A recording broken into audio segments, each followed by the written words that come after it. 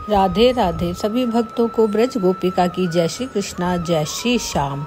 और राधाष्टमी की सभी को खूब खूब बधाई हो। राधा रानी का प्रिय भोग जो होता है अरबी का, राधाष्टमी से छठी तक राधा रानी को अवश्य लगाना चाहिए।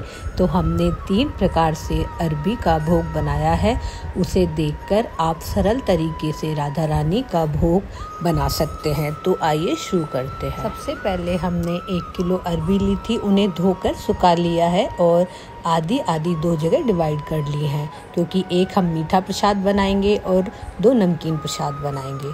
तो जो नमकीन में है और मीठे के लिए कुछ अरबियों को हमने कुकर में उबालने के लिए हम रख देते हैं।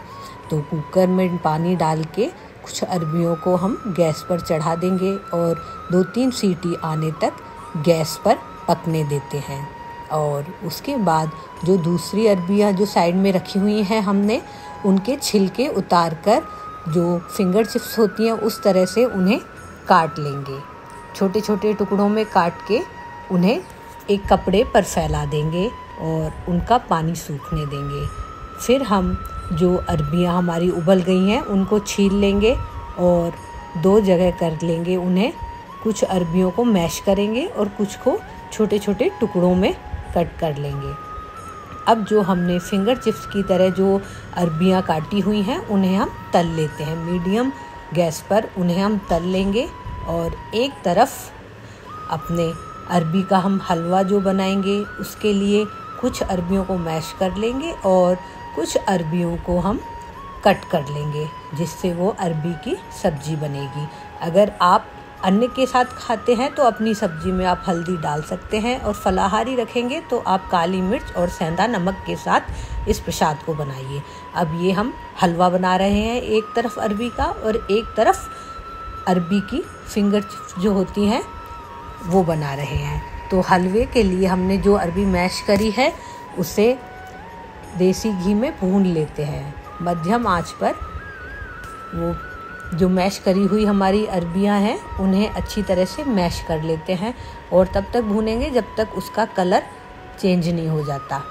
और दूसरी तरफ हम जो अरबी की हम जो सब्जी बनाएंगे उसके लिए थोड़ा जीरा डाल दिया है हमने। अगर आप जीरा खाते हैं तो डाल दीजिए, नहीं तो घी में उन उबली हुई जो अरबियों के पीस हमने करे थे उनको हम फ्राई करेंगे।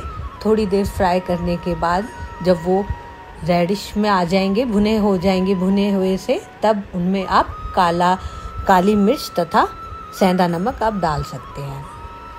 और इधर जो ये हमारा हलवे की जो अरबी हम भून रहे थे वो उसमें हमने थोड़ा सा दूध डाल दिया है।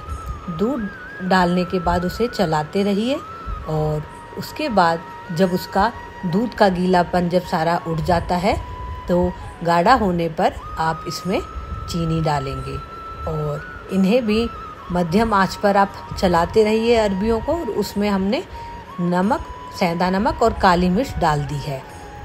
तो इस तरह से हमारा देखिए ये अरबी का नमकीन प्रसाद भी तैयार हो गया है और मीठा प्रसाद भी हमारा तैयार हो गया है। उसको हमने एक कांच के बाउल में डाल दिया है और उसमें कुछ मेवे कस के उसको सजा दिया है।